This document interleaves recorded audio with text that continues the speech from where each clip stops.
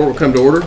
It is Monday, September the 12th, 2022, 9 o'clock in the morning. Kerr County Commissioners Court is now in session. And if you would, please stand for the prayer and pledge, which will be led by Commissioner Letts. Dear Lord, we'd like to thank you for being in all of our hearts and helping guide us through our daily activities. I'd like to ask you to watch over this court today and help us with our deliberations. Lord, we're still in a very bad drought in this area, and if you could send us some rain, we'd really appreciate that. I ask these things in Christ's name. Amen. Amen. I pledge allegiance to the flag of the United States of America and to the republic for which it stands, one nation, under God, indivisible, with liberty and justice for all. Please be seated. If everyone would please silence your phones or turn them off so they don't interrupt the proceeding. And with that, we go to public input, which is the beginning of every regular court meeting. And we ask you to limit your remarks to 3 minutes. Mr. Knoller, I see you've come up.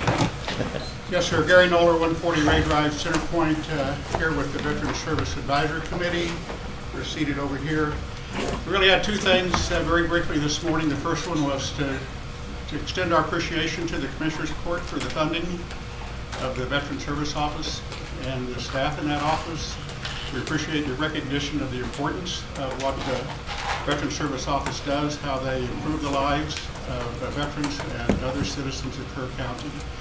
And to be able to have the funding level to really get things done in there that need to get done is heartwarming to us, and we're very appreciative of that, and we want to give you thanks for seeing that need and filling that need. Secondly, you may be aware of recently a passage in a law that was called the PACT Act. Basically, it has a lot to do with veterans who've been exposed to toxic substances, such as Agent Orange in Vietnam, or the burning oil wells in the Persian Gulf War, or the trash pits that had toxic materials in them, and the effect that those vapors and fumes and chemicals had on the health of veterans. We expect that that's going to increase the load of veteran service officers across the United States, because that has the potential of affecting literally millions of veterans who have never filed a claim before, or who may be able to upgrade a claim from a previous claim. And we see that Jenna here in the office may see increased workload, and there's a potential out there to get some volunteer help for her, particularly through one of the colleges, either Schroeder University or Alamo colleges, a student on work study. We're supportive of that idea, and we would like to ask the commissioners, if you have the opportunity to act on that you support that initiative also. And that's basically all we have this morning. Thank you very much. Any other public input? There being none, we'll go to Commissioners' comments and start with Precinct 1. I have anything. 2, 3. I was mentioning the burn ban is currently lifted for my precinct, and I think most of the county. But it may not stay lifted for a whole lot longer if we don't get some rain, and the forecast does not look too good. So there's a lot of green grass right now, but it's also a lot of dry grass and dry material. So be very careful if you do burn.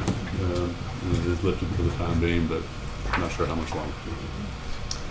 I told somebody the other day to enjoy it while you can if you're burning, because it might be short term. One thing I do want to mention, the Ingram Volunteer Fire Department's have an open house on Saturday, raffle tickets. They usually have a bake sale and stuff, and just look around the station and help them out a little bit with the donations. So I encourage it. It'll happen. It'll be all day long, I believe. That's it. Very good. Then let's move on to the consideration agenda. Items 1.1, consider, discuss, and take appropriate action on a request from Hill Country Crisis Council to use the courthouse lawn for the month of October for Domestic Violence Awareness Month. Suzanne Tumler. Hi, Judge. Thank you. Yeah, every year we decorate the courthouse for the month of October, or like for the last 10 years that in my tenure. And we're just wanting to do that again. It usually just consists of the trees with ribbon tied around them. We do a few signs along the front sidewalks. Yes, that's right. Probably that's how I do it. And then We decorate the gazebo in some form or fashion, and without any nails or anything that gets into any of the wood. But yeah, we're just hoping to do that again. Move for approval. Second. Got a motion and a second to approve the Hill Country Crisis Council using the courthouse lawn for the month of October for Domestic Violence Awareness Month, as usual. Thank you so much. Any discussion? Those in favor, raise your hand. Unanimous. Thank you. Thank you. Next item is 1.2, Kerr 4-H, introduction of the Gold Star Award winners, Commissioners Court Adult and Youth Award winners, as well as an introduction of our youth intern for the 22-23 year. Jennifer Smith.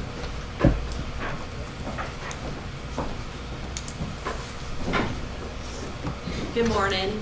So we are very excited to be here today because we have just a few of our award winners from our 2021-2022 year. And I guess you can say at least two of these are the highest awards you can get. So I'm going to just introduce them and kind of tell them, a little bit about what they've done, and so we'll go from there. So the first one that I would like to announce is a couple that have 100% helped us out. They are always available. They've led West Kerr Club for many years, and they have helped us with our wild game dinner, and just never say no to us. There's just great people. So that's Amber and Sam Burris. Thank you. They are our Commissioner's Court Adult Leader Award winners. So, the next one is our Commissioner Court Youth winner, and Maggie Rector. She is a senior at Ingram, and she is not only involved in 4-H but FFA as well. And she is very knowledgeable in a lot of natural resources. She has gone to state competitions with FFA, and she's been a big part of our county council, and just everything that a young leader should be is Maggie Rector. So she is our award winner for this year for the Commissioner Court Award.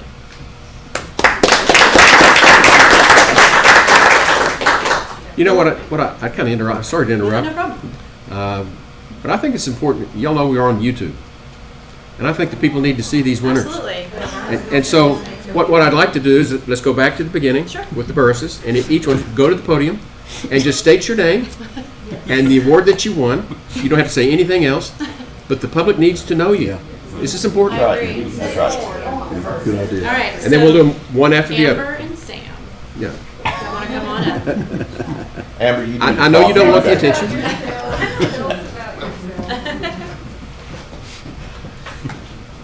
It's important that people know who are really contributing to make this community better. I'm Amber Burris, And the award you won? the Commissioner's Court Adult Award. Okay, thank you. Thank you. I will also add that they were big help with the Ingram FFA when I was there. So Thank you they're very all much. around. And now we had Ms. Rector. Maggie Rector was next. Yeah.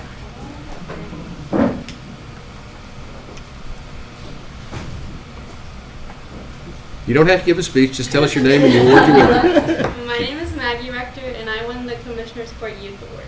Congratulations. Okay, so I will go ahead and bring these two up. So Lizzie Scales and Samuel Hall.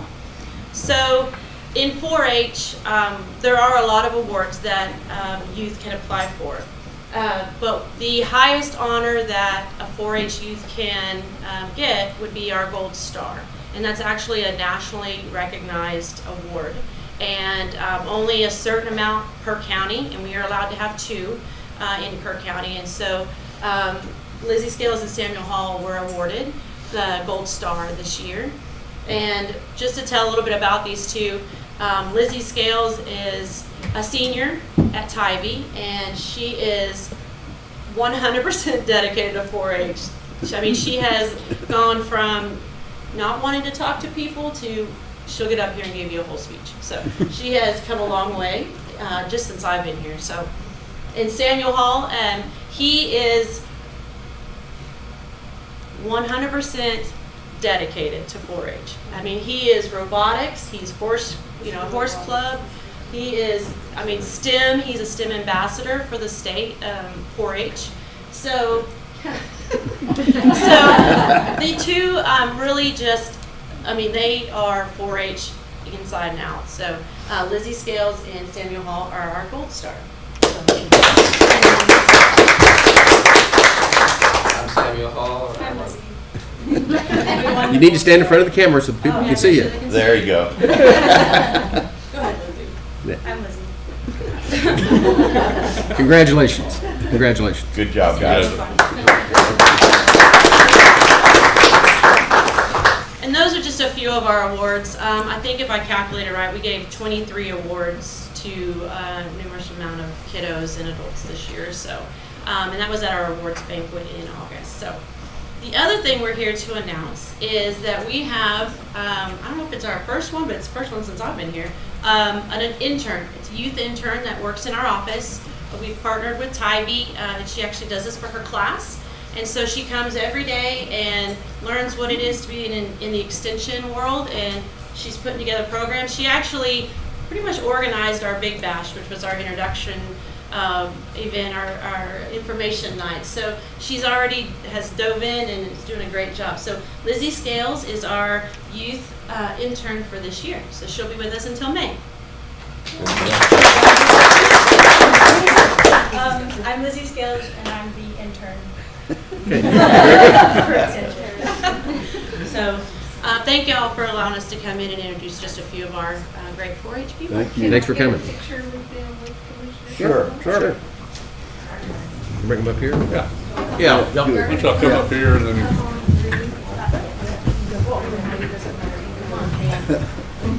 We'll just put them in between us somewhere. Yeah, just leave us The tall people in the back. Well, we know where Lizzie's going to be. She's right up front. Just come on up here. Just stand up closer to the bench. There we go. Everybody in? Yep, come on, man. Yeah. Smile, man. I am. Let's try to get it fanned out. I have no problem saying it. Can you teach the commissioners how to give a speech like you just did? Sure. Go for it. About 4 words. Okay, everybody.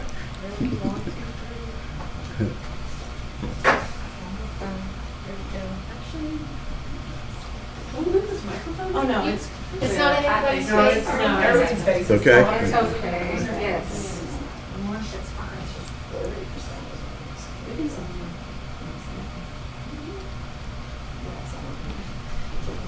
All right. Oh, of course I took video. Well, that's good. I caught it all. Congratulations. Thank you very much. Appreciate it. Get that concrete down. Jennifer, my daughter was way back, was an intern Yeah. when they had you. We're really excited. She's doing a great job so far. Good. I want to put in plug October 1st is Walk-In Dinner. So put it on your calendar. What's the date again? October 1. October 1st, Very good. Walk-In Dinner. 4-H Walk-In Dinner. Okay, the next item on the agenda is something I overlooked in public input. I have a request from Ebony Brown, make an announcement. I overlooked that, I apologize. No, I'm sorry. It's my first one, so next time I'll know better. Good morning, everyone. My name is Ebony Brown, and I'm the Visitors Experience and Outreach Director for the Salvation Army Croc Center. And we have a couple community events that are coming up, and I would like to announce that to Kerr County and the Kerr County Commissioners Court and employees. So one of our goals at the Croc Center is to be a place of community where people can come together. With that in mind, we have 3 major events coming up that we believe are great opportunities to accomplish this goal. September 22nd, we have our 35th annual Circle of Service at the Arcadia Live. This is our annual fundraiser to benefit our social service and Boys and Girls Club programs. It will feature comedian Dustin Nickerson, singer Mike Weaver of Big Daddy Weave, and a guest appearance from Brad Fogarty from The Chosen. October 21st, we are completing our contract to host the premier brass band of the Salvation Army in the Southern Territory at the Callow Theater. More information to come. October 29th, we are hosting our annual Harvest Festival and Pumpkin Run at the Salvation Army Crop Center. There will be games, bounce houses, hay rides, and food vendors from 11 to 3 p.m. And the majority of the attractions are free of charge. We would like to thank you in advance for all of your support as we continue to seek to build community in Kerrville. We do also ask if Jody, if I were able to send information to her monthly of things coming up, and she can send it out to Kerr County employees. Jody does everything. Oh, okay. Well, I know that I need y'all's permission for her to do that as well. So Sure. that would be something we can do. I can send that to her anytime we have something coming up, and she can send it out to you guys. We also have free crop memberships for first responders. So that will always be good to send maybe like quarterly to your employees as well. That's it. Okay, thank you very much. Thank you. I'm sorry I overlooked you. No, thank you. I'm going to call item 1.3, which is consider, discuss, and take appropriate action to approve the FY23 budget for Kerr 9/11. Mark Del Toro. Good morning, Judge. Good morning, Commissioners. Thank you for having me here. In accordance with the Texas Health and Safety Code, Chapter 772, Subchapter D, I respectfully request your approval on my presented FY 2023 budget as it is before you. In this budget, I'm projecting a decrease of 1.58% in my overall revenue. A slight increase in payroll. My operations, which is PSAP operations, 911 centric, there's a big change in there because 2 items have been removed from the current budget, but that has been shifted to the capital budget due to grants that are anticipated to be received this year. And everything else has seen all the ancillary parts of the budget, just minor changes. Okay, I move for approval. Second. Got a motion and a second to approve the Kerr 9/11 budget, FY23 budget. Any discussion? Those in favor, raise your hand. Unanimous. Thanks, Mark. Thank you, sir. We appreciate it. Okay, we've got a timed item, which is, we're running a little late. That's item 1.4, consider, discuss, and take appropriate action to adopt the same fees as fiscal year 21-22 for services by the offices of the sheriff and constables, and that the county clerk be authorized to submit same to the state comptroller not later than October 15 of this year. And there have been no recommended changes by the sheriff or the constables. Is that right? Correct. Okay. Ms. Dowdy. I'm just seeking the approval as presented. Move for approval. Second. Got a motion and a second to approve adopting the same fees as fiscal year 21-22 for the services of the Office of Sheriff and Constables, and authorize the clerk to send it to the comptroller. Any discussion? Those in favor, raise your hand. Unanimous, 5-0. Okay, next item is 1.5. Consider, discuss, and take appropriate action to approve a request for proposal, an RFP, for a new countywide communication system for the Kerr County Sheriff's Office and volunteer fire departments, and authorize the county clerk to publish notice of this RFP. Ms. Putnam. Yes, we finally have this all together. I put a copy on your desk. There is some pending format things to be done on that. However, the wording's all there. It's been released and approved by GrantWorks, and I am asking you to approve release for this on Wednesday to be in the paper and out in the public, pending final approval from our county attorney, who still needs to double check it. I move for approval. Second. Got a motion and a second to approve the RFP. And this is a long process. It'll probably be November before we finally wrap up this process, mid to late November. And this begins the actual formal RFP process, which means we no longer have communications with the bidders. So, any other discussion? The only comment, Noel? Yes. Thanks. I know you spent a lot of time on this. Every time I've been down to your office recently, you've been buried in this paperwork, so I appreciate you and Yes. Brentworth getting this put together. It's complicated, but something we really need. And for the public, hold this up. This is 99 pages, printed front and back, and it's about at least a half-inch thick. It is quite a proposal. It is very technical, but it's taken a while to get here through the help of the sheriff's office and numerous other people. We've gotten it together, and we're ready to go forth and just move this along. And also make sure that the public understands, we're working with GrantWorks, who's handling this for us, and they will be guiding us through this entire process. So, with that, we've got a motion and a second. I have a question. Has this already been published? Or No. It'll be published This Wednesday. will be published on Wednesday upon approval. Subject to county attorney. It's asking for the clerk to publish notice. Is that still correct? Or Yes. is that? I actually, that's what I sent you on Thursday. I've actually already done that, pending As approval. so- a reservation? Okay, so Yes, I just so need you to don't know- need to worry about I that. don't need to, okay, okay, thank you. Sure. Okay, those in favor, raise your hand. Unanimous. Thank you. Thank you. Moving on to item 1.6, consider, discuss, and take appropriate action to approve a contract with the Diedrich Center and allow the county judge to sign same. She's not able to be here. She was asked if you would consider the item. Okay. This is just routine, we do it every year. I move for approval. Second. Got a motion and a second. Any discussion? Those in favor, raise your hand. Unanimous. Move on to item 1.7, consider, discuss, and take appropriate action on a request by Hill Country Dispute Resolution Center to renew the contract with Kerr County to provide mediation services in Kerr County and for funding. And this is routine, we do it every year. I move for approval. Second. Got a motion and a second. Any discussion? Those in favor, raise your hand. Unanimous. Item 1.8, consider, discuss, and take appropriate action to extend the current interlocal agreement between Kerr County and the City of Kerrville for the provision of animal control services with the City of Kerrville and services of the Bud Holdsworth Memorial Library for residents of Kerr County. Mr. Letts. Yes, I put this on the agenda. We talked about it in the executive session, the contract negotiations, I don't know, several months ago. And it just seems to me that there are some issues with this contract from the standpoint of service and things, but with the bond issue pending, if the bond issue passes, that's going to have one set of directions as to how we handle that portion of the agreement. If it doesn't pass, it's going to have another set of issues.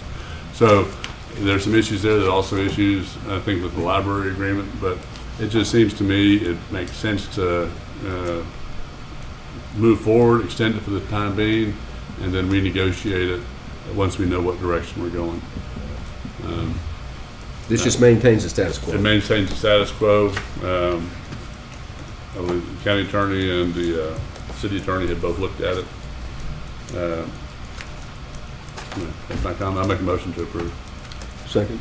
Got a motion and a second to approve renewing the contract with the City of Kerrville to provide for the animal control services and allow the citizens of Kerr County to use the library services. Because we've had this in place now for what, 4 or 5 years? Yeah. Something like that. Been that long? Commissioner Moser did it. Yeah.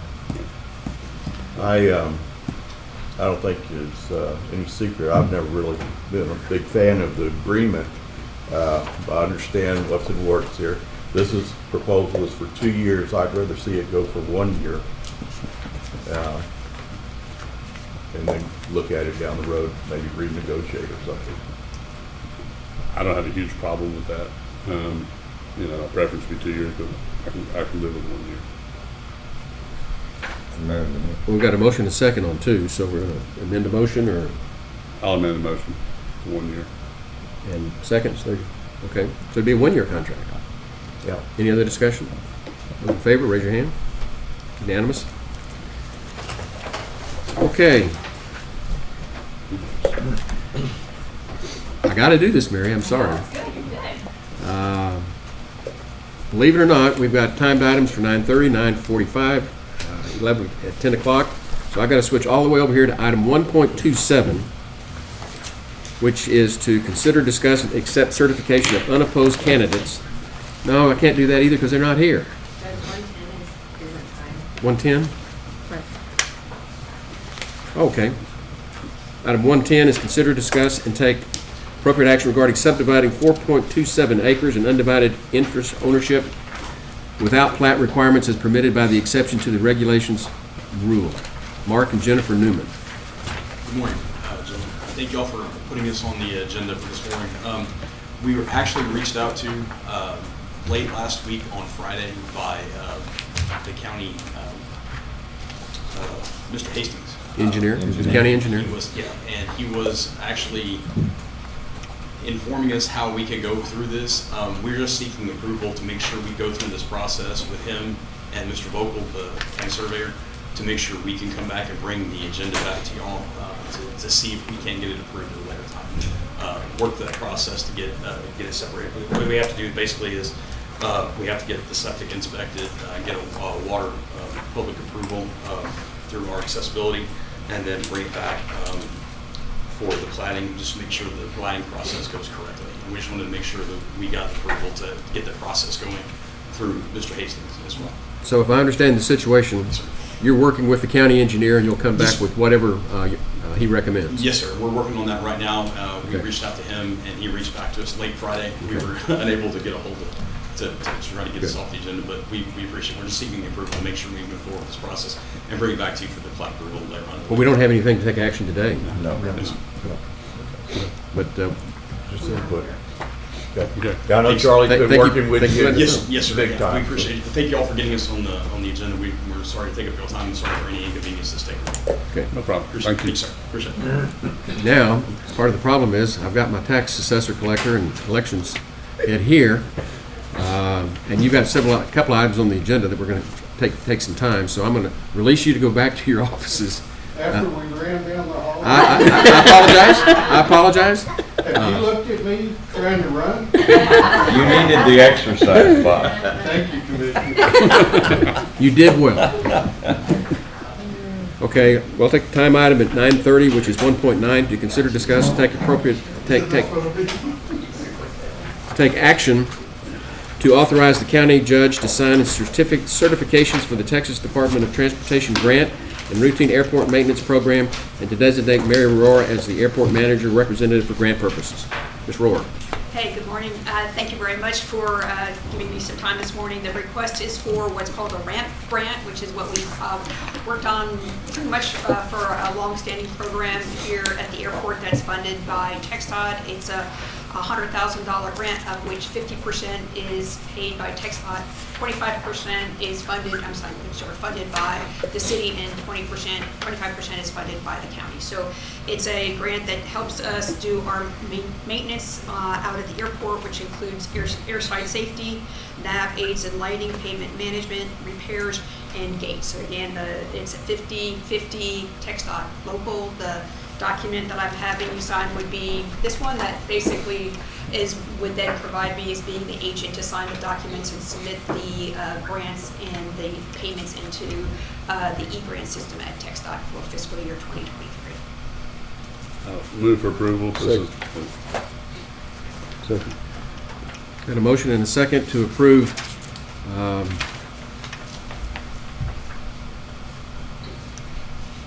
certifications for the Texas Department of Transportation grant and routine airport maintenance program, and to designate Mary Rohr as the airport manager representative for grant purposes.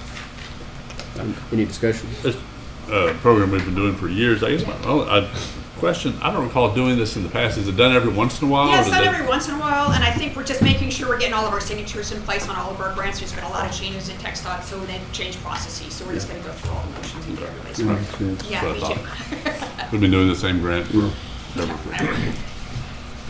Thank you very much. Oh, we haven't taken the vote, have we? Oh. Those in favor, raise your hand. Unanimous. Thank you. Okay. I'm going to call item 1.11, which is to consider, discuss, and take appropriate action to adopt the elected officials' salaries. Ms. Shelton. Yes, these were passed out this morning. These are the salaries that have been published in the newspaper. It is, which is a requirement of the local government code. The amounts are included in the 22-23 budget that was adopted on 8/29/22. We're just asking that these salaries be adopted as presented. I move for approval. Judge, sorry, this is a 9:45. I know. I'll second. We've got a motion and a second to approve the proposed salaries for elected officials as published in the newspaper.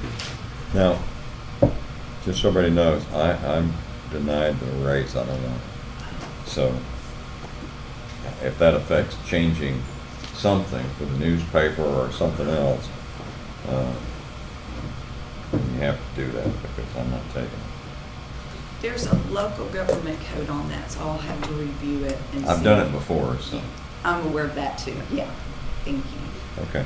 I think my recollection is it's posted, but you can refuse it. You can refuse it and then it stays in the budget Stays in and the goes budget. someplace else. Right. Okay, I just want to make sure it's not going to, that the last legislature didn't change something that I'm unaware of. That's all.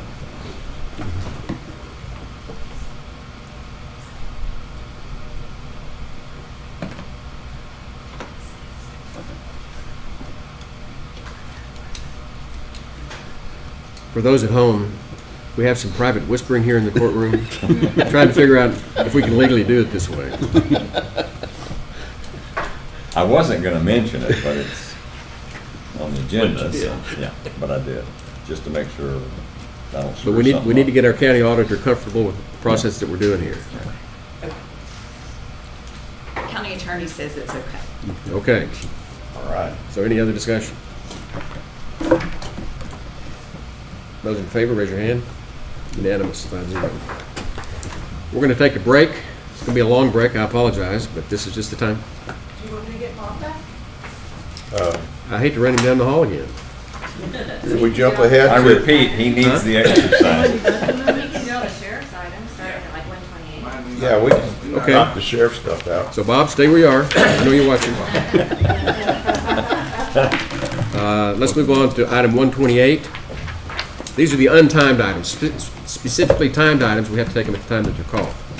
So this one is to consider, discuss, and take appropriate action to surplus a 2015 Chevrolet Tahoe with 135,000 miles and a bad transmission for a trade sale to Enterprise Fleet. Yes, Judge and Court, I'm just looking for permission to do away with this Tahoe. Let me kind of give you an update. This is my third one with a bad transmission. Well, we've got 8 Tahoes sitting there at the dealership waiting right now, waiting for the infamous chip. So it's just really not cost effective to repair this one. You know, who knows the cost, and we can find the transmission. The only thing it does, I'm down to 1 spare unit, which is kind of hurting us a little bit. My goal probably is to hold 5 of these back when we do get our new unit, just because of the way we're going through them with what I call deer season coming up. So anyway, just kind of looking for y'all's permission to be able to go ahead and disregard this one. Move for approval. Second. Got a motion and a second to approve surplusing the 2015 Chevrolet Tahoe in the Sheriff's Department, Sheriff's Office.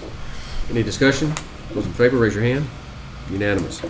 Now, Sheriff, what I'm going to do now is I'm going to call 129, 1.29 through 1.35, and I'm going to call them off individually.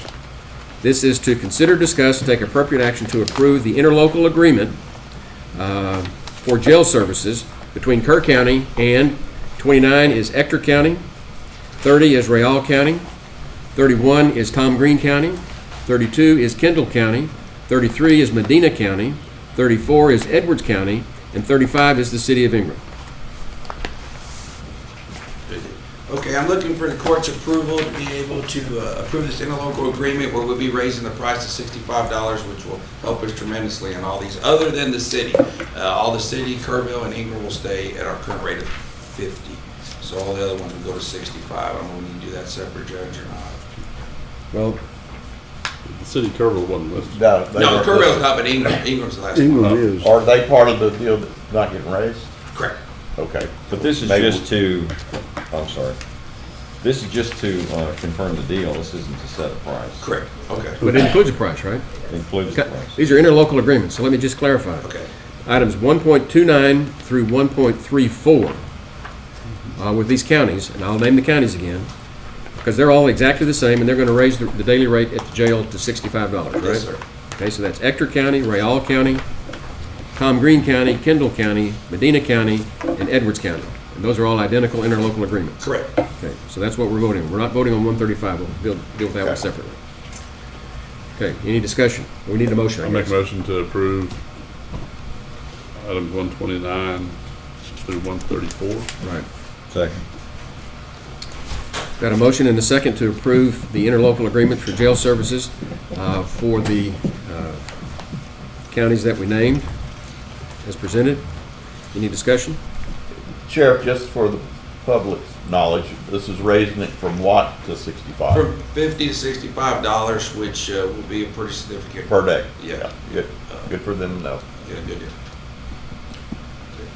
It costs more to feed them, isn't it? That is. A lot. Yeah. A lot. It's went way up. This all. So we've got a motion and a second. Any other discussion? Those in favor, raise your hand. Okay. All of those interlocal agreements are approved. Let's deal with 135, which is to consider, discuss, and take appropriate action to approve the interlocal agreement between Kerr County and the city of Ingram for jail services. The city of Kerrville is not on this one, right? Correct, sir.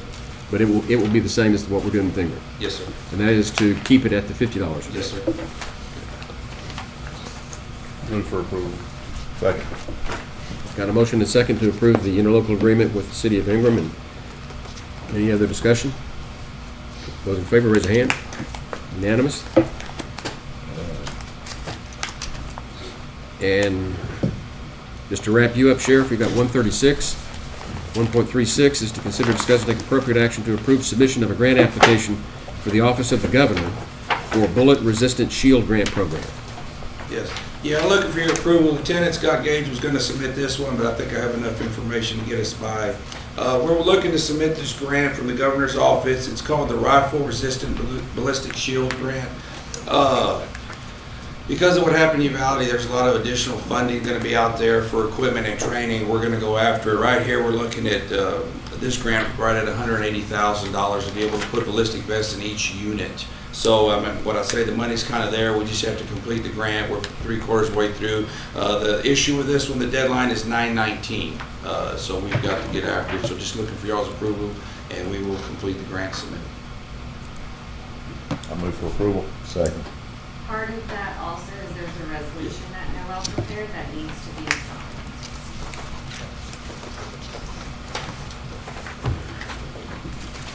Here you go.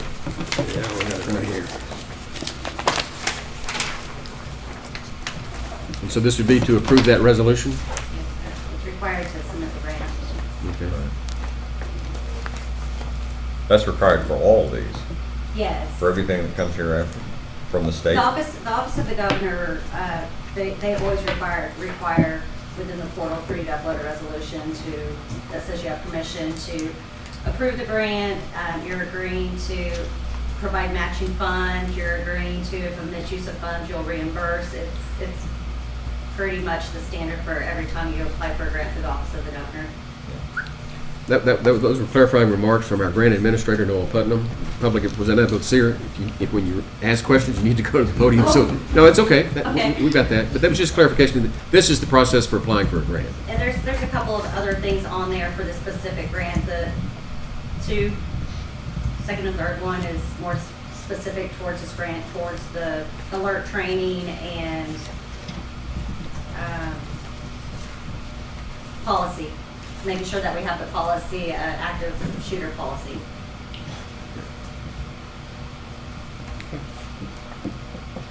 So we have a motion and a second? Yes.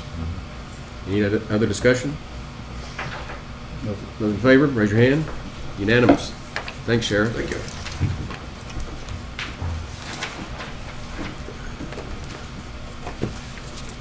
Now, this gets a little bit more complicated, and all of this, what we're doing now is we're dancing around on this agenda because there are specifically timed items.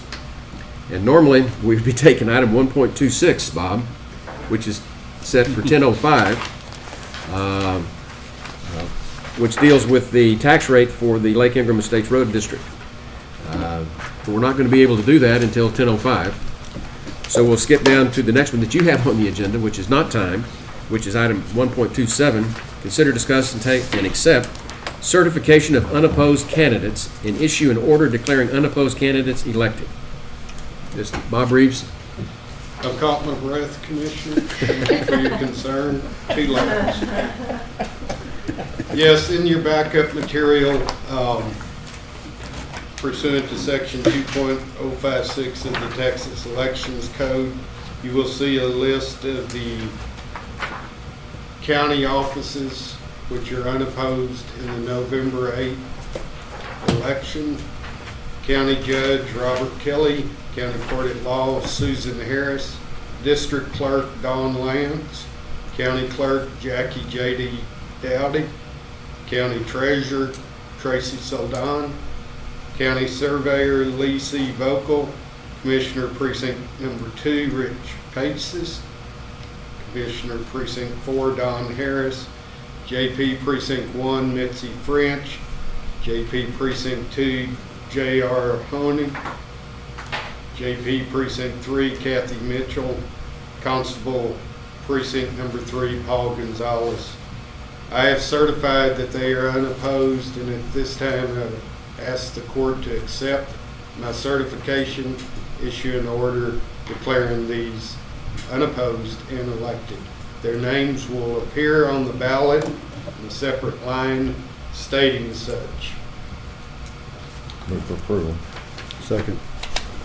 There's a motion and second to approve the unopposed candidates as and declaring them as elected. Any discussion? Rich, did you know you were going to get elected today? Well, I Okay. If there's no discussion, those in favor, raise your hand. Unanimous. Thank you. Thanks, Bob. We'll bring you back at 10:05. I apologize. That's 3 trips down the hall today. I think he's staying. Well, we're going to take a break. At 1.37 is the last untimed item, which is consider, discuss, and take appropriate action to authorize the treasurer to pay out employee comp time balances on September 30, the last pay date for the fiscal year. That was Ms. Solden, but, well, that's pretty routine.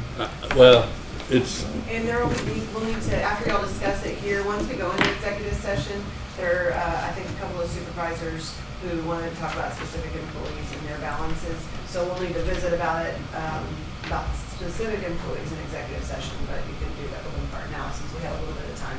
Well, are we approving the treasurer to go ahead and pay these comp time balances out? no, not all of them. Okay. Well, I don't think anyway. can we take action on this? Well, I can give a little bit of the background of why it's on the agenda, why it's a little bit different. Our policy has 2 things when it comes to comp time. One is that anything over, I hope I have this right, over 60 hours is supposed to be paid the following pay period. Well, somehow that has not been done a lot. And then the other part of the policy is keep from carrying over and building large balances. Our policy says you pay it off in the first pay period after October 1. Well, it doesn't make a lot of sense. It ought to be paid off. Our policy, it should say the last pay period of the current fiscal year, because Right. basically you're paying at a higher rate than you should if we would do it in the next fiscal year. So that's the overall reason for it being on the agenda. And then there are some offices that have requests for specific employees for various reasons to be able to carry their comp time into next year, and it will be used but not paid out, and do the things that are already scheduled. And those are the ones I think we'll talk about individually in executive session. Well, let me make sure I understand. What's on the agenda says to consider, discuss, and take appropriate action to authorize the treasurer to pay out employee comp time balances on September 30th. That is, And what that, in effect, what I hear you telling me is we're actually changing our policy because it says the first pay period, what our current policy is, it would be paid in October rather than September, which would include that 5% wage adjustment that we put in there. So we'd be paying it on a higher amount. So the people that got the comp time would actually be paying more than what they were under contract with us at the time that they earned the comp time. correct. So this is really kind of a policy revision. It's a, I visited with Just the a one-time treasurer. I correction? think it's a one-time for us because I think our policy needs a whole lot of revision. Okay. So this is a one-time correction. One-time correction, but there are some exceptions to the request. And If I may, Judge, this list is how it stood. I think the last pay period, there's still another pay period that will come into effect. So we're going to pay it off after the last pay period before the very last pay period, if that makes sense. We'll be paying the balances at that point. Well, in effect, so the public knows what we're doing. Your office and the treasurer's office are going to coordinate getting people their comp time paid out on the very last day of this fiscal year and not carry it over to next year. It will be the pay period that ends, I believe, on the 26th. The pay date is on the 30th. It may be the 25th. So it will be paid out at the last time that we can pay it out to get it in the current fiscal. But so that people understand, we're just trying to make sure everybody gets paid their comp time in this fiscal year. Yes, sir. That's what we're doing. Right. And this goes back, the reason all this is in the policy, and probably was not written properly in the policy whenever that was done, is that years ago, our employees were allowed to just accrue comp time, and it got to the point that the liability to the county was huge because people had hundreds of hours of comp time, and then when they left, all of a sudden we had to write a check, and we didn't have the money necessarily budgeted, so we put in there that you've got to use it, and most departments are able to do it. The departments that generally have a hard time with it, sheriff's department, for obvious reasons. I mean, they just have to work when they have to work. And then elections in election years, they have a difficult time. Those are the two that are the big ones, but there are others as well. Road and Bridge gets a lot of comp time, but they do a really good job of trying to use it during the year. They have a few employees that still have. We changed this a couple of years ago, didn't we? We've changed it a couple of times, and we don't want to carry that liability on our books. Yeah, right. Makes sense. This will require a budget amendment that we will be bringing forward. The money is, we can find it in the budget, so. I think we'll wait and take action on it after executive session. Okay. So we'll refer that till after executive session. And with that, we still have a little bit of time. Let's pay bills and stuff. Yeah, go to 2.1, budget amendments. I know. Huh? I've run out of untimed events. Oh. Is there something else on here? The addendum. Oh, the yes, go to item 1.38, we can take that. But Consider to it- be here.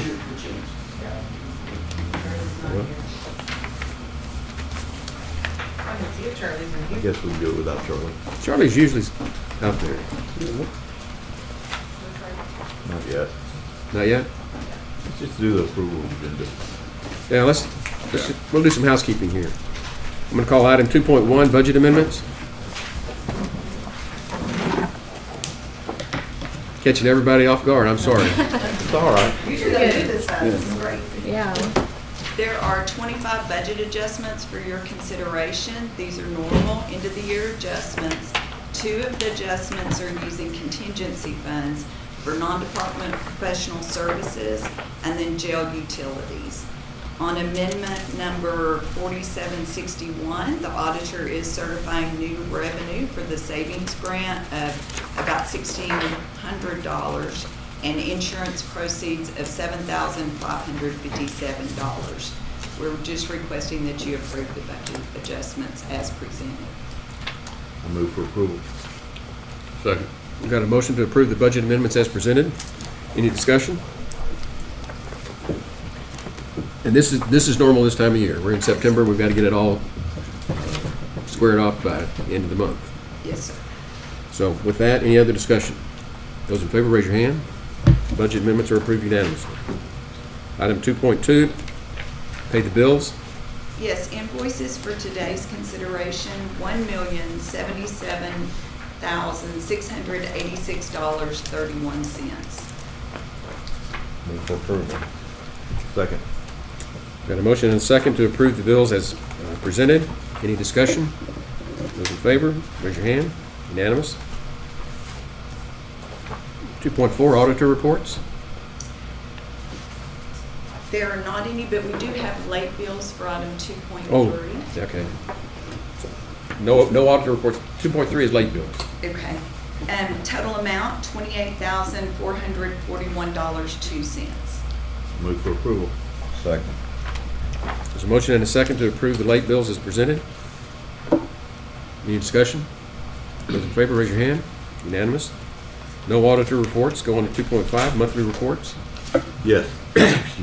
For August 2022, County Clerk Jackie J.D. Dowdy, District Clerk Dawn Lance, Constables Precinct 1 Tommy Rodriguez, Precinct 2 Kyle Snyder, Precinct 3 Paul Gonzalez, Precinct 4 Brad Ryder, Justice of the Peace Precinct 1 Mitzi French, Precinct 2 J.R. Hahn, Precinct 3 Kathy Mitchell, Precinct 4 Bill Ragsdale, Environmental Health OSSF Director Ashley Batters, and County Auditor Tanya Shelton. I move for approval. Actually, there's one more on the list, and I failed to put it on there because it was Okay. just turned in. It was for the, actually, it's payroll approval. The title of it will be payroll approval for, I believe, the month of August 2022.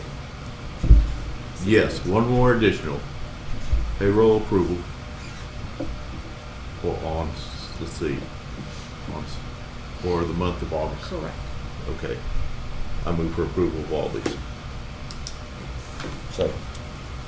Got a motion and a second to approve the monthly reports as presented. Any discussion? Those in favor, raise your hand. Unanimous. Court orders.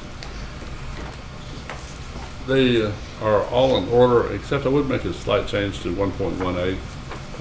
This is the one related to the West Kerr Annex. It currently reads, approve the installation of flooring at the new West Kerr Annex Tax Office.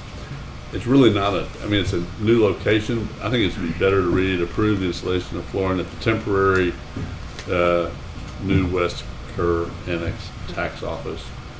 And then parentheses, property of Ingram ISD. It needs to be clear what we're doing right there. So with that change, I move for approval. Second. Got a motion and a second to approve the court orders as presented with one revision. Any discussion? Those in favor, raise your hand. Unanimous. Okay, let's take a break, and we'll come back at 10 o'clock and start the timed items. Thank you, Jimmy.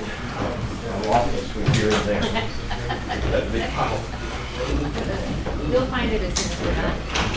Okay, everybody's got copies of Bob's proposed motions? Yes, absolutely. One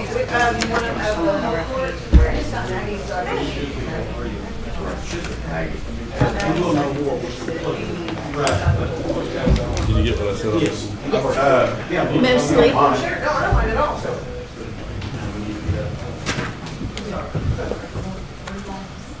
Located at the Ingram ISD, did you also say property? Located at property, yeah. Property located at the. Located on the Ingram ISD property. Okay.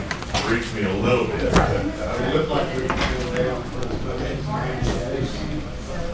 I can't get out of road. Do you want these back? Well, I've asked Shane to come in and kind of get support as well. But I will go close down and look at 26. Right. All of ID. We'll give everybody 20 notice. We can do it. Press release, yeah. You know, we'll still have something. Nobody told me, but we'll get the word out as we can. We were out there last week at the morning. That's great. Yeah, I missed them. I was peeking through the windows, it looked great. And then the next day I went, yeah, it was good. They did a good job. And I'm sure they're working on them. Yeah, they had the training. But, you know, I don't know that we could have done on the spot anyway, because they were playing there, talking to the trade with, and everything got. Still school grounds, they have to use their lots, or at least use the building, not necessarily the office.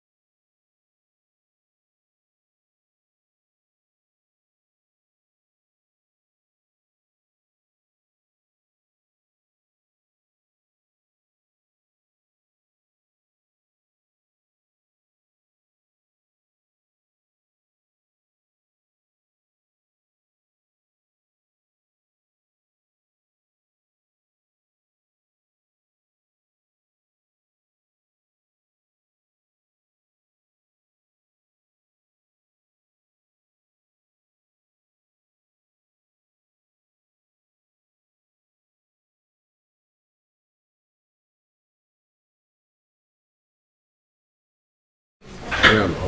I'll come see you. Before we come back to order, it is 10 o'clock, and we have our time docket. The first item on the 10 o'clock time docket is item 1.12, which is a public hearing for a revision of plat for Hartshorn Country Site Number 2. Mr. Hastings. Oh, no, not this. This is the public meeting. I convened the public meeting. Is there anyone that would like to appear to speak on with regard to this topic? This is Hartshorn Country Sites. There being no one, we'll adjourn the public meeting. Move on to item 1.13, which is to consider, discuss, and take appropriate action from the court to approve a final plat for Hall Ranch and accept a letter of credit number 154208 from Security State Bank and Trust and Comfort in the amount of $446,827 for associated construction improvements in Comfort.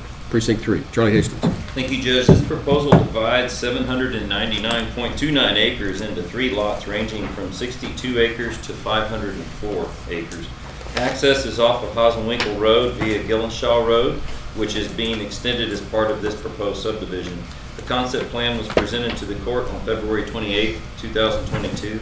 A pre-construction meeting was held on July 28, 2022 with the developer, the design engineer, and the contractor because our regulations allow for construction to begin after preliminary plat and after construction plans are completed, which they were at that time. The developer has submitted a letter of credit. It's number 154208 in the amount of $446,827.00 for associated construction improvements. Gillenshaw Road was previously unnamed. Public hearing is set for, or it is previously, it's unnamed right now. The public hearing is set for September 26, 2022 to officially name it Gillenshaw Road. The developer's good with that. The owners around there are good with that. We'll see how that pans out on September 26th. County engineer requests the court consider, discuss, and take appropriate action to approve final plat for Hall Ranch and accept letter of credit number 154208 from Security State Bank and Trust in Comfort, Texas, in the amount of $446,827.00 for associated construction improvements in Comfort, Texas, Precinct 3. Move for approval. Second. We've got a motion and a second to approve the final plat approval for Hall Ranch and accept the letter of credit as presented. Any discussion? Those in favor, raise your hand. Unanimous. Moving on to item 1.14, consider, discuss, and take appropriate action for the court to set a public hearing for 10 a.m. on October 24, 2022 for a revision of plat for Hill Country Estates Section 2, Tract 6. Mr. Hastings. Thank you. This proposal revises part of Tract 6, which is 25.31 acres as platted. Tract 6 was previously divided into separate tracts without revising the plat.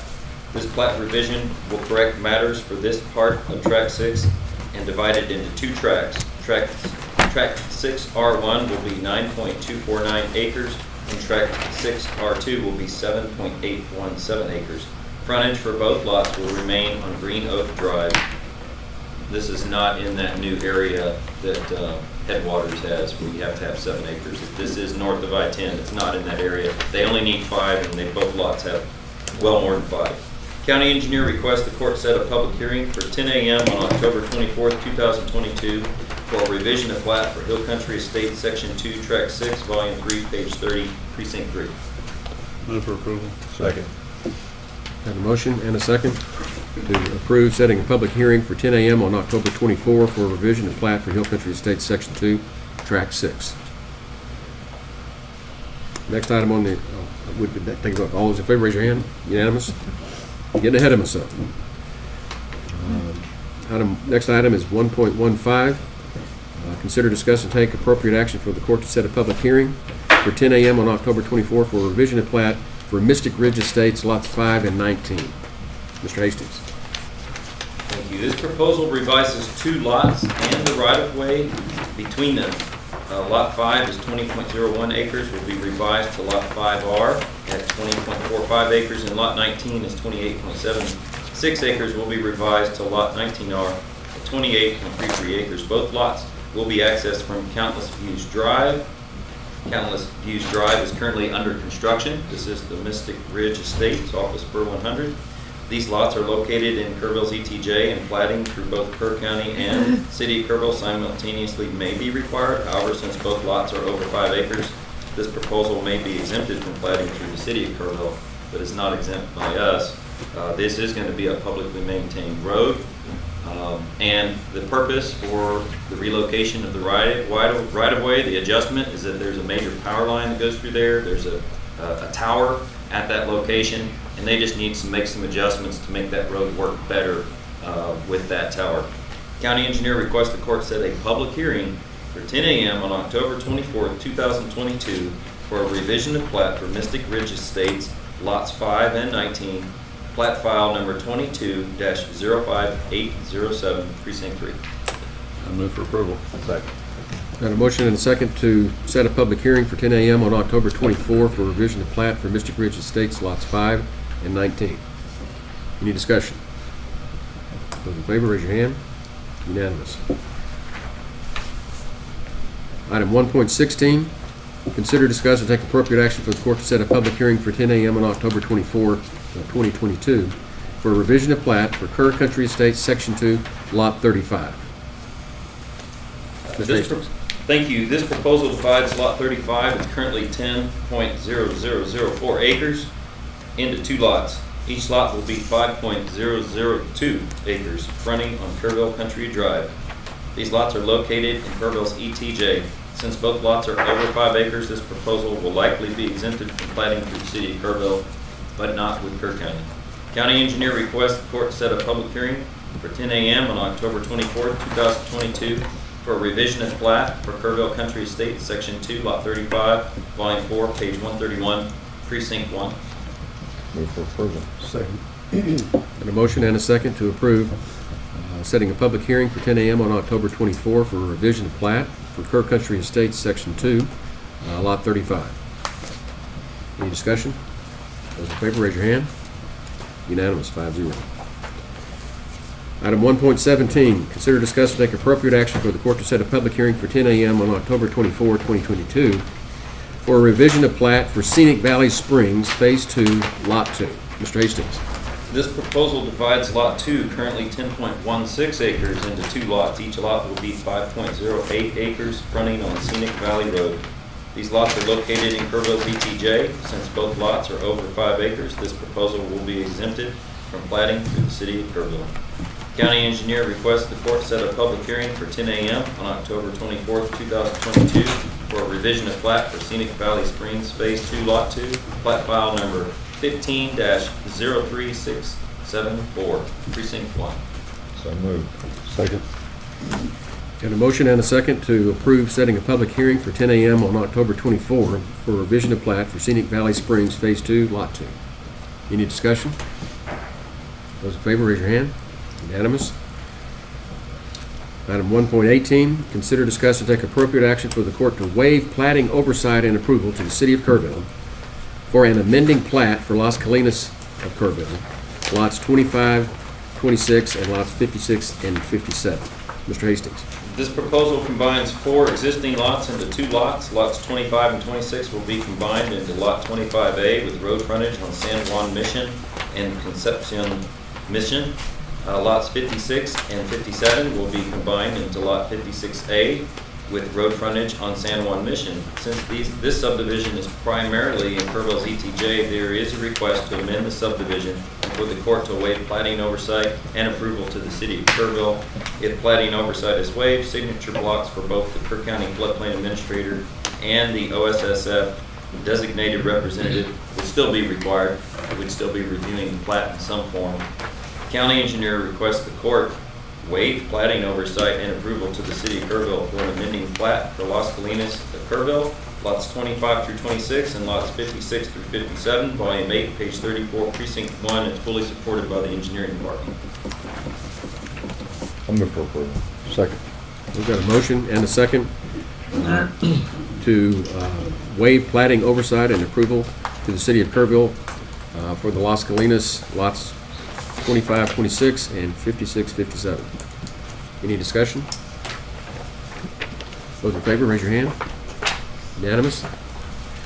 Item 1.19, consider, discuss, and take appropriate action for the court to set a public hearing for 10 a.m. on October 24 for revision of plat for Ingram Hill subdivision, tract 59.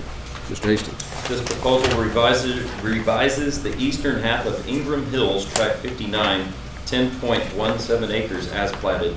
This tract was previously divided into two separate tracts without revising the plat. This plat revision will correct matters for the eastern half of tract 59. It will be known as tract 59E and will front Ingram Hills Road. The western half of tract 59 was corrected and platted as tract 59W in March of 2022. County engineer requests the court set a public hearing for 10 a.m. on October 24, 2022 for a revision of plat for Ingram Hills, tract 59, volume 3, page 149, precinct 4. I move for approval. Second. Got a motion and a second to approve setting a public hearing for 10 a.m. on October 24 for a revision of plat for Ingram Hills subdivision, tract 59. Any discussion? Those in favor, raise your hand. Unanimous. Item 1.20, consider, discuss, and take appropriate action for the court to approve a final plat for the res in precinct 4. Mr. Hastings. This proposed subdivision creates 4 lots, 7.3 acres to 7.5 acres each, and dedicates additional right-of-way along Lower Reservation Road. All lots will front on Lower Reservation Road. County engineer requests the court approve a final plat for the res, precinct 4. I move for approval. Second. Got a motion and a second to approve final plat approval for the res. Any discussion? What are the size of the road out there that it's going to be on? The Lower Reservation Road right now is probably 20 feet wide. It needs to be expanded at some point because it is a collector/arterial. And so the right-of-way that's out there now is 60 foot, but I believe we need 80, so they're dedicating their fair share. Just on one side? On one side. If the other side develops, when and if it develops, they'll do the same thing. And the county's going to expand that road and expand that easement? At some point in the future, yes, sir. I anticipate that any road that's an arterial or a collector will at some point become a project and be expanded.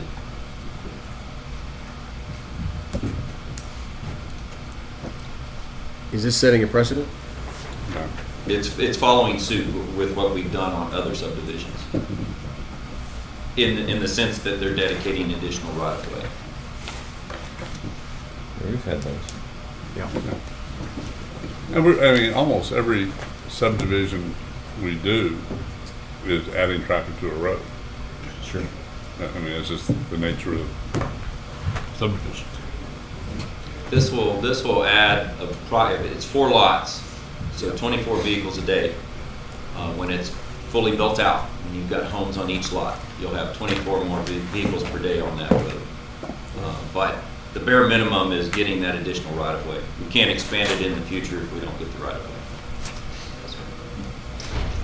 But they're not causing a huge impact to the road, if that's what we're thinking about. This is not a 200-lot subdivision that's changing the face of the road completely. So we don't need any kind of traffic study? No, sir, not on this one. Okay. Any other discussion? Those in favor, raise your hand. Unanimous?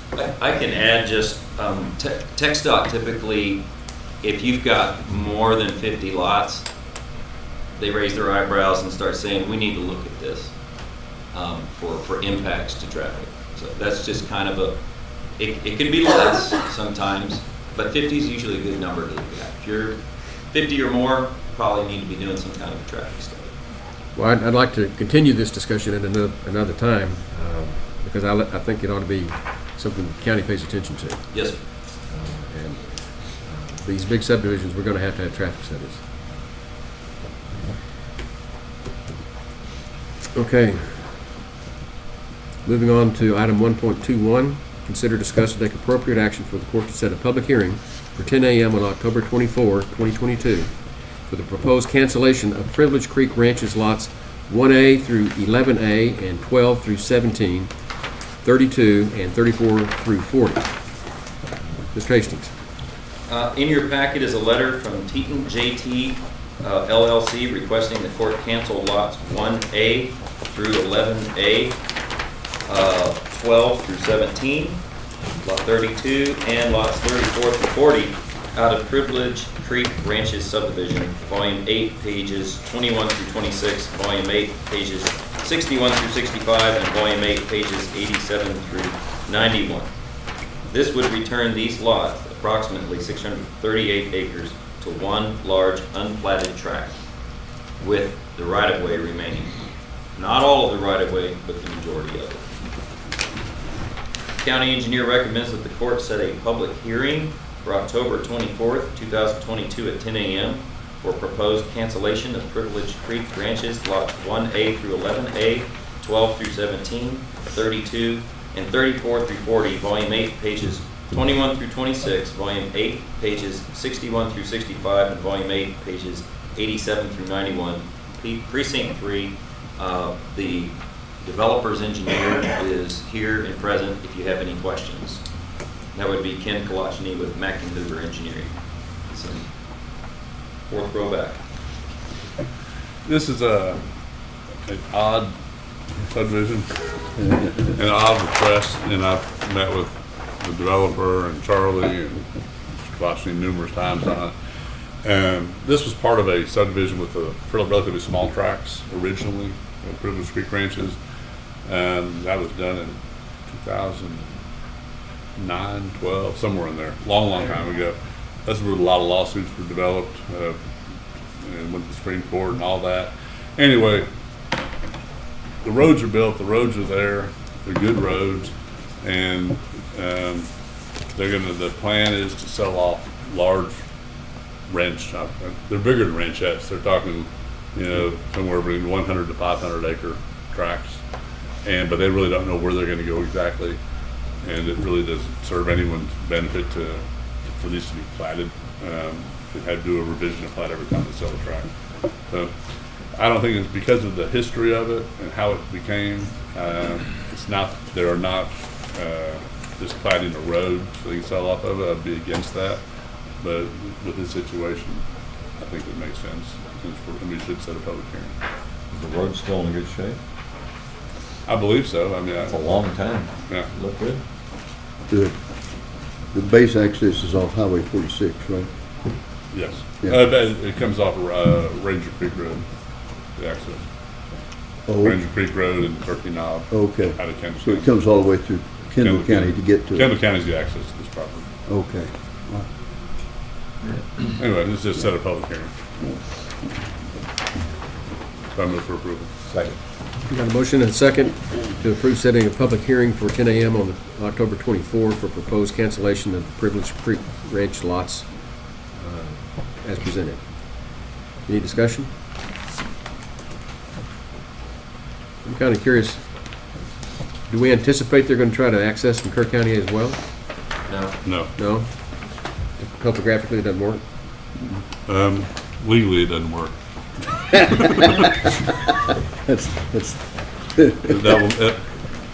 No.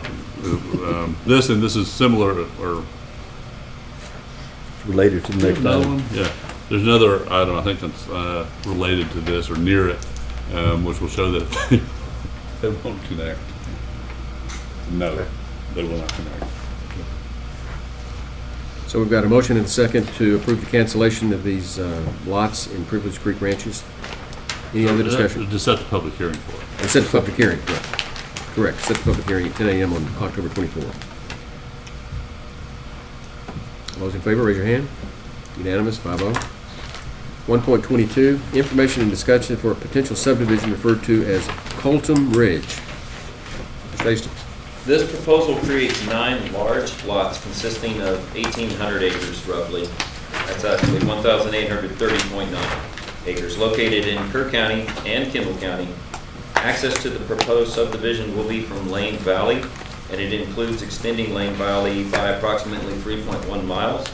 Portions of the property are in the floodplain and must meet regulations for development in the floodplain. A concept plan meeting was held in the county engineer's office on May 24, 2022 at the developer's request. Again, we've got 9 large lots.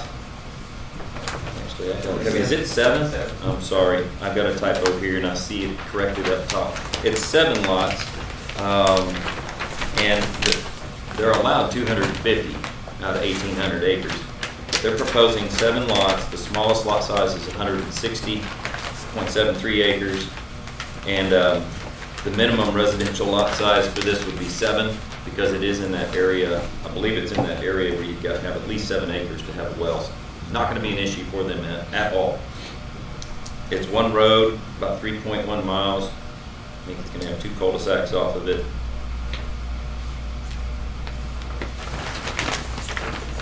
There's a slight correction. It is not in the area where you're required.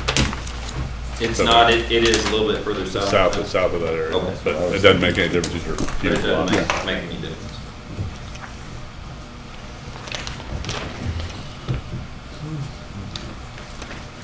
Judge, this is the other side of that lawsuit. Right. This is the part that's accessed out of Kerr County.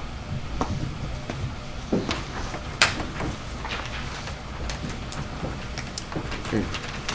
Do we have a motion yet? This is just an informational. Information? This is just a Okay. It used to be called the concept plan. Can't do that anymore. But it's, large lots, Good. very large. Next item on the agenda is 1.23, information and discussion for potential subdivision referred to as Yellow Roses Estates, Precinct 4. This proposal subdivides 408.15 acres into 13 lots. Sizes of the lots range from 19.16 to 50.03 acres. Access to the proposed subdivision will be from 3 proposed roads. 2 of those are fronting off of Highway 39, and the total of the 3 roads is 1.15 miles of highway.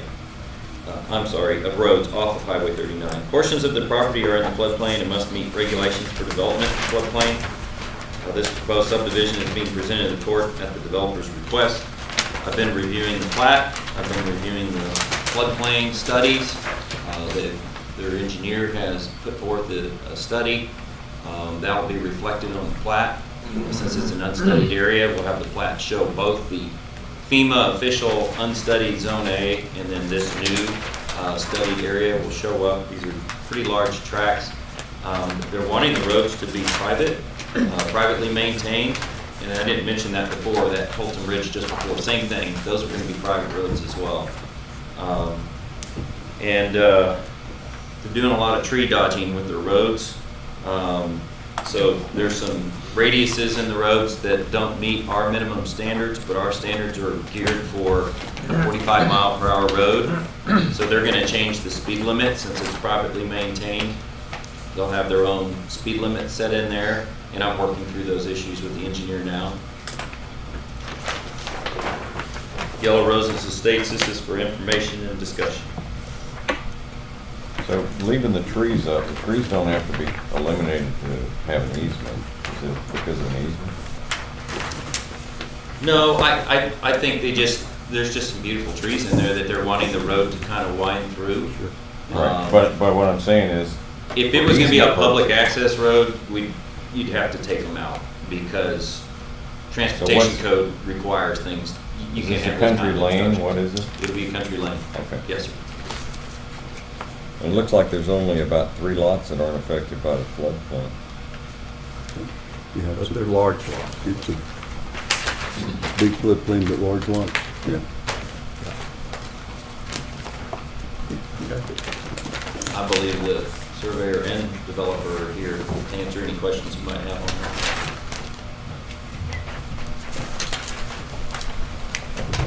And the engineer, they're all here. I don't want to get the surveyor started talking. Can't stop it. You can't. Might as well invite Don Vogel up to the podium. Come on, Don. We know you want to say something about this. You know he wants to say something. Well, the only reason you have a problem with the floodplain is if it rains. So I think And that coming from a Texas A&M engineer. Yes. Mr. Hewitt, he's doing the Oh, floodplain. here's the flip side of the coin. No, I just wanted to comment on the roads. There are two roads going in. There's one that serves 6 lots and the other one that serves 6 lots. And they want to use the existing profile and the existing alignment right now. And so a couple of those curves are rated for 20 miles an hour. The developer doesn't think that's going to be an issue for those 6 lots out there. So that's why those curves are less than the 382-foot radius. Okay. Sounds good.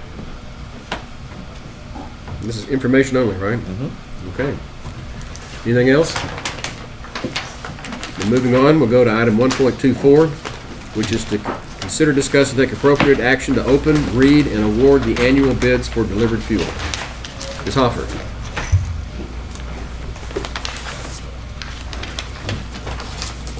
Judge, we received one bid from, I believe it was Maxi Energy.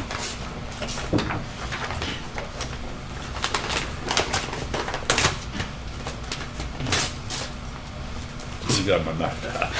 I have one. Well, I got one, just.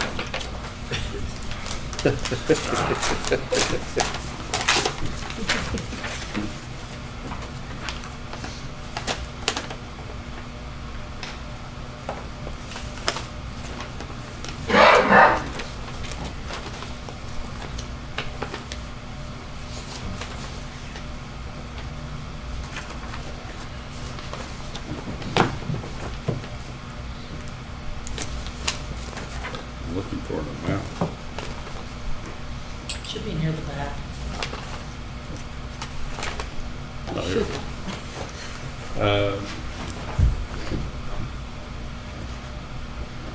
Bid, looks like 3 types of fuels, gasoline unleaded, 87 octane.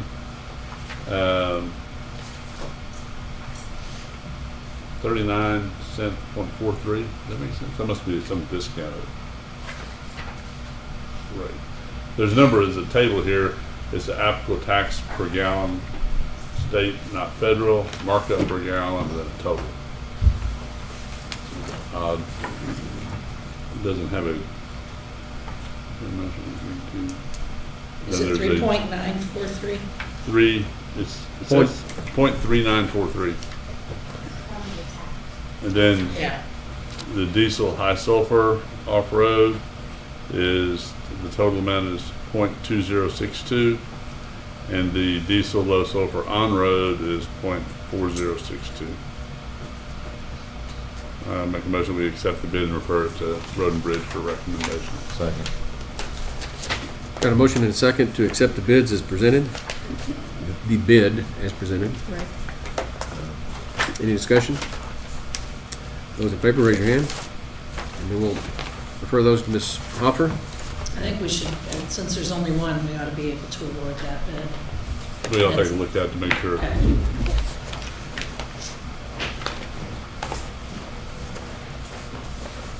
Okay.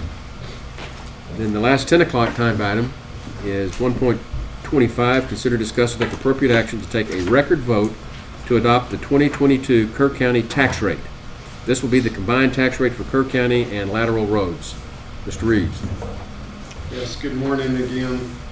As you recall, at the previous meeting, the court voted to propose a tax rate for the 2022 tax year of 0.4051 per $100 valuation. It was broken down as maintenance and operations, 0.3373, interest and sinking fund, 0.0425, and the lateral roads of 0.0253 per $100 valuation. This is the no new revenue rate. Before you, and I believe on Friday, I placed in your box a copy of how the motion per statute should read, and that should be read into the record. This will be a record vote. All right, I move for the adoption of the total combined tax rate for the tax year 2022 of .4051 per $100 valuation, The breakdown of the tax rate is maintenance and operations, 0.3373 per $100 valuation. Interest and sinking fund, 0.0425 per $100 valuation. And lateral roads, 0.0253 per $100 valuation. This rate does not exceed the 2022 no new revenue rate. Second. A motion and a second to adopt the tax rate as presented. Any discussion? Those in favor, raise your hand. Record vote. Oh, record vote, okay. Aye. Precinct 1? Yes. Precinct 2, yes. Precinct 3? 4? Yes. And I vote yes, unanimous. Next item is 1.26, which is to consider, discuss, and take appropriate action to take a record vote to adopt the 2022 Lake Ingram Estates Road District tax rate. Yes, gentlemen, at the same meeting, the proposed rate for Lake Ingram Estates Road District was 0.1335 per $100 valuation for the 2022 tax year. This entire rate is used for the interest and sinking fund. Should you decide to adopt this rate as proposed, the motion that I prepared and put in your backup material should be read as it is written.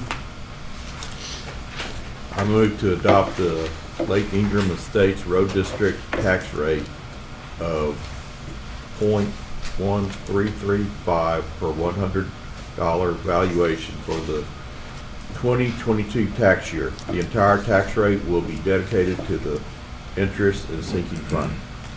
Second.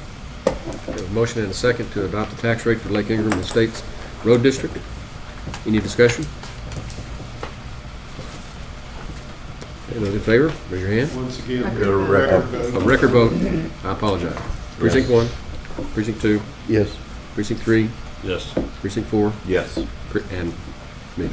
I vote yes, unanimous. Thank you. Okay. Then, the next item on the agenda is item 1.27. Consider, discuss, and consider and accept certification of unopposed candidates. And we did that already, right? Yep. That's done. So I'm looking at the agenda. I think we've got everything except for 1.37 that we're going to take up after executive session. Is that right? Got the agenda number 1 We did that. Oh, we didn't do that. No, we didn't do that. Yeah, Charlie we wasn't want here. Charlie here for it. Yeah. So let me call 1.38, which is to consider, discuss, and take appropriate action for the court to authorize change order number 2 for the wastewater service connections for East Kerr Center Point Wastewater Collection Project, funded by the Texas Department of Agriculture, CDAP, that's CEDAP, grant number 7217045, in the amount of $55,880, providing for an increase in the pavement repair quantity. Mr. Hastings. Thank you. A field change was issued to realign the sewers in the roads to go into the middle of the roads within Serenity Hills Mobile Home Park instead of at the edges to avoid utility conflicts. There was just a ton of utility conflicts that wasn't going to work. The realignment added to the pavement repair quantity to restore the roads to original condition or better. Funding for this work services is from the Texas Department of Agriculture grant Felonia's Economically Distressed Areas Program, grant number 7217045. The project includes sewer piping within the Serenity Hills Mobile Home Park and service connections in Hill River Country Estates, Center Point North, Center Point South, and Nickerson Farms. Recommend approval. I move for approval. Second. We've got a motion and a second to approve the proposed change order number 2 for the East Kerr County wastewater collection project. Any discussion? Question, Charlie? Yes, sir. With this, we are still substantially under budget on this project? Yes. Do you know about how much under budget we are? Millions. It's 5, is it 5 to 10, 5 to, yeah. something like that. It's all right. It's just a substantial amount that we're way under budget on the project. I just wanted to get that on the record. Yes. Whatever happened about the manhole covers? I've talked with Tetra Tech about that. And what they have said is that, you know, what manhole covers, it was clean out covers. Clean out covers. So instead of the end of a line being a manhole, put a clean out. And so there's a dozen or so in phase one, less than a dozen. And there was something with those clean out covers. They were traffic rated. They could take the traffic, but they would wiggle loose. And But they wanted us to pay for it, and what happened? well, what happened was the contractor said we put what was spec'd in here, and they did. And so the engineer went back to the manufacturer and everything else to try to figure out what's wrong, and they said, you know, the product that you wanted was a traffic rated lid. It just is not good when a vehicle drives directly over it at 20 or 30 miles an hour, because it would pop it loose. So what Tetra Tech has offered to do is to do some in-kind services, engineering services on the project, and not charge for those said services. Would you like for them to come and address the court more formally than I just did? I would, yeah. Okay. Yeah, I think everybody ought to know where their tax dollars go. So, what are they made out of? I think they're cast iron. It's cast So they iron. get salvaged or what? They're about the size of a dinner plate. That's not the question. Do they get salvaged? What do you do with them? If Well- you gotta have new ones, where do the old ones go? You They gotta do probably get something. salvaged by the contractor. It's included in the price to replace it. Okay. Yes, sir. So just to clarify, we're paying to replace these cleanout lids, right? Yes. That's correct. And it's being offset with in-kind services provided by Tetra Tech, That's what Tetra Tech has proposed to do. which I appreciate. Yep. So basically, it's, Appreciate a cash check better, but, well, it's better than having to pay for them and not get anything in return. right. Everybody's ordered something where you got coupons and you didn't get a replacement, so that's what we got. We got coupons. Thanks, Charlie. Well, we're gonna have to pay Tetra Tech anyway. We would have if they had credited it, so it's better than a coupon. I just got a check back from the hospital the other day. It was nice to get it. I didn't want a credit. I don't want any credit for future use. Okay. I believe we Okay. need to vote on that. Did Pardon? y'all vote on that? No, we haven't voted voted. on changing that. Do we have a motion in a second? Yes. So, those in favor, raise your hand. Unanimous, 5-0. For the information agenda, on 3.1, status reports from department heads. Do we have any reports? Item 3.2, status reports from elected officials. Oh, Well, no, we got okay, here, we got several, I one. Here we go. Shane. Commissioner Harris asked me to give you all an update on the Ingram Annex area. We've got the floor laid in, we used the vinyl plank, and the counters almost completed. Also, we put in an ADA surface for anybody in a wheelchair to use the counter spot. We have a few things left. We should be wrapped up tomorrow with our part of that office area. Some painting, some trim work, and we're done with that. I talked with their maintenance supervisor or maintenance director. The front door locks, the keys and stuff, those will stay the same. And we'll be able to get the keys from them because we cannot duplicate them because it's, per state law, because it's still considered a school even though we're renting it.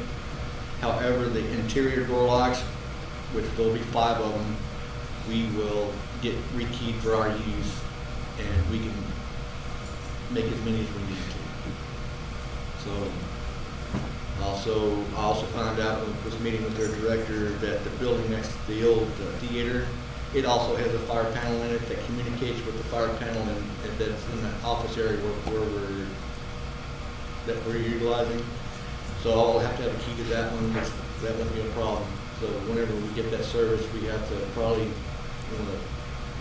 the fire panel inspections, we'll have to probably do the next door as well. shouldn't be that big of a deal. Sounds good. Okay, thanks for the report. Any other department heads? We'll move on to 3.2. One more. Oh, one more, okay. Also Ingram. Okay. Just wanted to let y'all know we have run wiring. We have scheduled a cutover date with Hill Country Telephone for all services, and goes from there. And so all this is going to be effective October 1? Yes. Okay, very good. Any other department heads? Elected officials? Yep. Yes. You go ahead. Continuing with Ingram, I believe the anticipated week to move will be September 26th. Visiting with IT maintenance. The Ingram, as far as my office, the Ingram substation will be closed that week. I will be getting with our public relations, public information officer, as well as putting up notices here in Ingram. They will be closed all week. IT in my office have been working very closely with Texas DMV on their move because they have certain equipment that we have to get moved that's not our computers and printers. With that, at 10:45 today, it looks a lot better than it did when I emailed Commissioner Harris at 7:30. And it's originally was going to be a 90-day lag time. At this time, with communications through IT, it does not look like it will be that. But we'll wait and see when we get everything installed and online. But as of right now, it should just be that 1 week. Does somebody from the state have to move the state equipment, or somebody that's licensed by the state, or how? They have given us permission via email to move it ourselves. And a lot of times, see, if there's something that's got to be fixed with the state computer, Bruce's office does not do that. Right. So, but in this instance, we have permission via email that we can move it. And Bruce can explain the technical part that have been working around all morning. Generally, they want a 60-day window. We were just outside of that when the lease was approved, but everybody is working. The regional supervisor will be in my office this afternoon, and I'll see if there's any other aspects we need to complete. It's coming together. Good. All good. Thanks. Any other elected officials? Yes, I have one comment. Basically, I just want to dispel a rumor that I thought was dispelled earlier, but I want to make sure it's dispelled again. I keep hearing that we're about to, well, the newest rumor is that we've already decided to do it, to move animal control to the sheriff's department. This court has never even discussed that. And I just want to clear that is not happening. We have looked at it in the past. I'm sure we'll look at it in the future. We looked at it with Sheriff Earholzer several times. We've never looked at it with Sheriff Letha. We may in the future. It's not a simple move. That office with the constables, the way we're set up and the reason we're set up that way, also does work for solid waste and OSSF. You can't move pieces of it and not the other parts or address it. But I just want to let everyone know that that is not a consideration. It has never been discussed. And this, we don't need any more rumors about that. I'm not sure where they're all coming from, but I heard of it again. So, Reagan, rest assured, nothing has been done. Good. Any other commissioners? Okay, we're going to adjourn, take a 5-minute break and adjourn into executive session. And we're going to, for item 4.1A, which is a consultation with our attorney, and 4.2A, which is a road and bridge personnel matter, and 4.2B, which is, that, we'll do that, we're not going to do 4. We did that at 2 o'clock? 2 o'clock. So. And they're calling the 1.37 as well under 4.2. And that'll be action that we take after executive session, right? You'll take action after, but a couple of the supervisors want to talk to y'all about specific employees in executive session. Okay, okay. So we've got item 1.37, item 4.1A, and 4.2A at this time.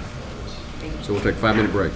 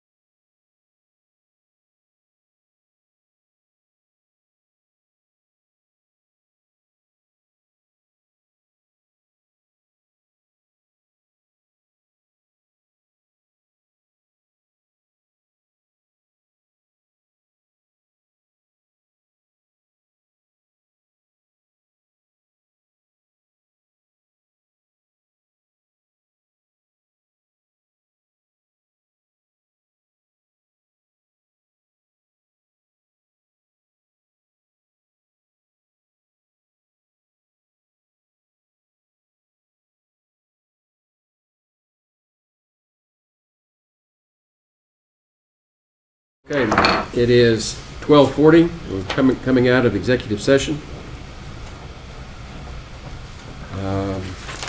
Then the next item on the agenda will be 5.1, action as may be required on matters discussed in executive session. And why don't we start with the personnel matters?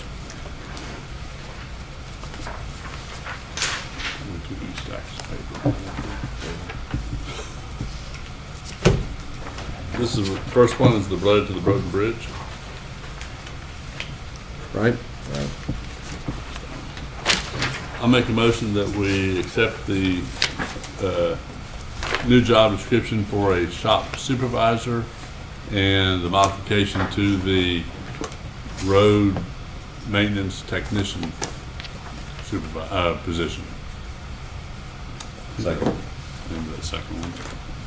Okay, we've got a motion and a second to, that we've got a revised shop supervisor position. That's a new one. New one. And then we're going to revise the road maintenance tech position. Okay. We've got a motion and a second on those. Any discussion? And just so the public knows, apparently Kerr has had the good fortune of hiring somebody who was really, really good that we're trying to keep here and not get hired away. And so we're revising the job description to give them a lot more responsibilities, and with that, an increase in pay grade. And we're using some of the road tech people interchangeably with the shop to be able to assist when needed. Cross-training. Cross-training. It actually is very exciting.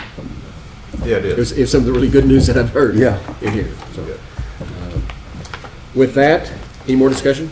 You need another motion to set the salary for the new position. Okay. Okay, we'll do that. We'll do that. So all those in favor, raise your hand. Unanimous, 5-0. I'm excited about that. And then we'll need a motion as to the pay grade for the new position that we created for the shop supervisor. The shop supervisor, I'll make a motion to set the shop supervisor at a pay grade 22. And why don't we go ahead and do it before a second? Why don't we go ahead and include that the shop and road tech at a 14? 14 or 15, depending on CDL. CDL. You got CDL, it's a 15.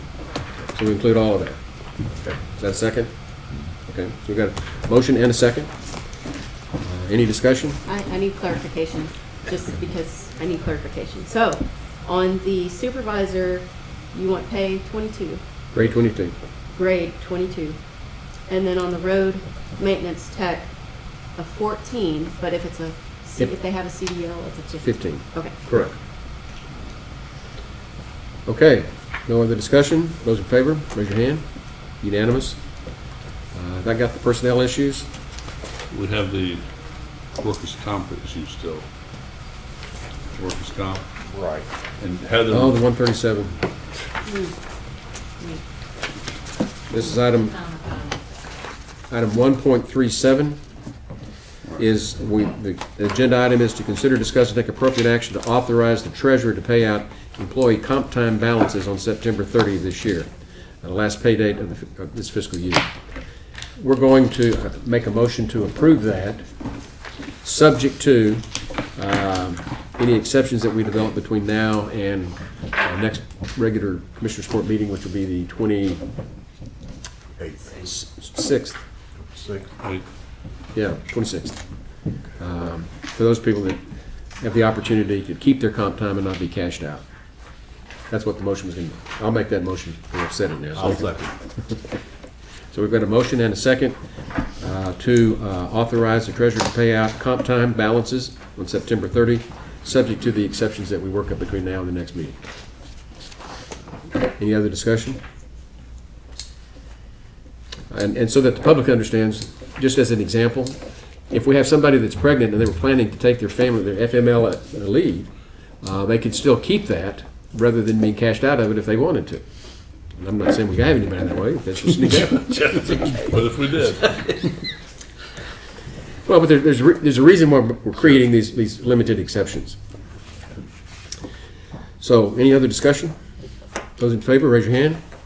Unanimous, 5-0. Now for the exciting conclusion.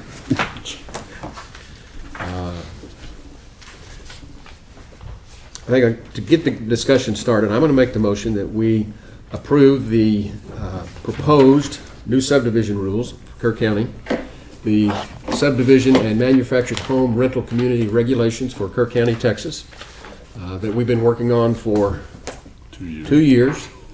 And we have had countless meetings, and we think we finally have been able to clarify and update our subdivision rules. So I want to make a motion that we have a public meeting for public input on the rules that we have here. We're not adopting the rules today. Public hearing, yeah. It's just a public hearing. We're going to have that public hearing, in my motion includes that the public hearing will be for October the 11th of this year at 9 o'clock. It'll be here in the courtroom. And if we have a big crowd, we've got a courtroom upstairs reserved to be able to handle the overflow. So we'll be ready for it. Second. So we have a motion and a second to hold a public hearing on the our proposed subdivision rules. And you can see, folks, there's 120 pages. You can see it's 120 pages. We have worked very, very hard to get this done. And so we're doing the public hearing and the meeting on the 11th, right? At what time? 9 o'clock. First item on the agenda. Regular court. The time? Yeah. Either way. It'll be the day after, Columbus Day. Don't need Columbus time. Day. It's just at that Tuesday. meeting. Yeah, There's no time in the public hearing notice. right. So, It's just, as a it'll be- regular agenda, okay. It's just for public notice. Yeah. It's 9 o'clock. They're gonna call me and say, what time is that? Well, 9 o'clock. 9 o'clock. It'll have to, We're keeping everything as regular, customary as possible. Regular as you can. Is Chuck Kimbrough handling that notice, or are we? he's doing the newspaper. He's doing the notice. newspaper part of it. Yes. Wants us to post it on the website and. We'll have it posted on the website this afternoon, and we'll have it posted here at the courthouse this afternoon. Okay. So that would be the notice required. All required notice that's required by law. Only comment I'll make is that I encourage everyone that deals with this, these rules and regulations to read it. This is the first major rewrite since 1997. It was 97 or 98. And it looks very different. There's some areas are different, other areas are not. But we've had a couple of updates in, I think, 2003 and 2007. But this is a totally differently formatted and a different set of rules. So it's not just like the other updates we've done. This is a different set. Well, and let me clarify.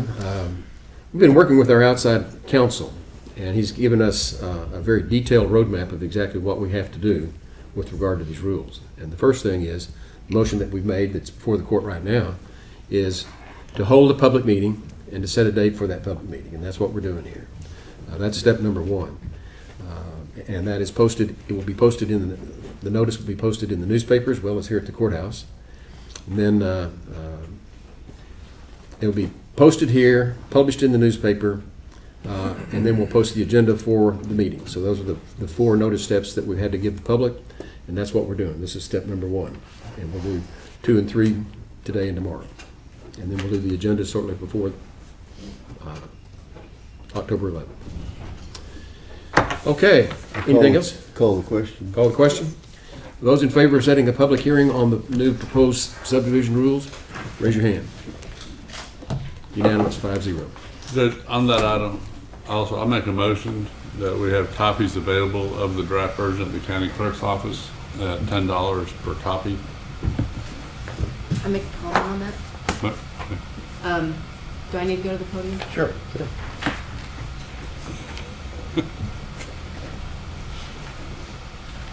Any copy that's made in the clerk's office can be charged $1 per page. Do you want to make an exception under 118, local government code 118.1C as a reasonable cost to the clerk? Or did you want to make it $1 per page like everything else is in the clerk's office? the fee is $10. $10 and the exception. Okay. We know the dollar a page rule in the clerk's office. I like the dollar per page because it makes more input. Well, I understand that, but members of the public don't necessarily have $120 to put down just to be able to read the rules. Just for the record, I wanted to charge by the pound. So, you know, But it'll also be posted online? Yeah.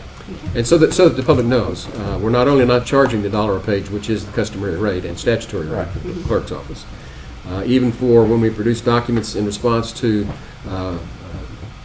request for information, we charge 10 cents a page, and that would be $12.